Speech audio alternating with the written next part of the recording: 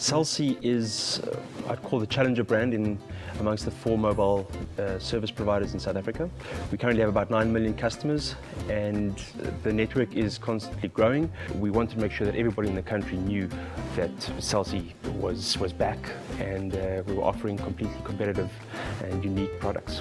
If you take our entire marketing spend for the campaign, which was around 23 million rand, which included television, billboards, radio, point of sale, out of home.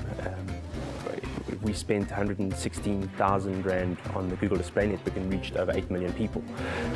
If you had to compare that to any of the other channels, it far outweighs the ROI on that. If we look at it from a reach objective perspective, it was about getting this product in front of as many eyeballs as possible.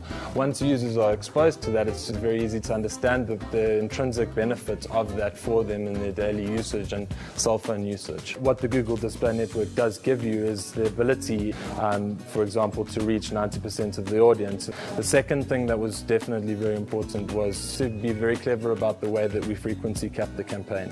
For this case, obviously it was 14 million impressions at a frequency cap of 2 per user. So the users each saw the ad twice. If you look at it from a cost per thousand perspective, that's roughly a cost per thousand of 8 rand.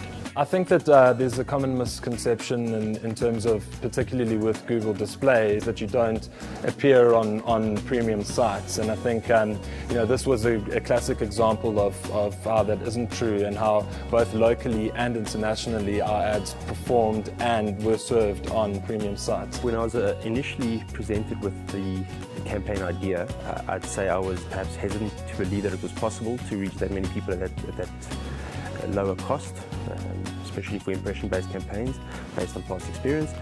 And we had to give it a go, and it far surpassed anything we had expected or planned for, and impressed me in ways I couldn't have expected.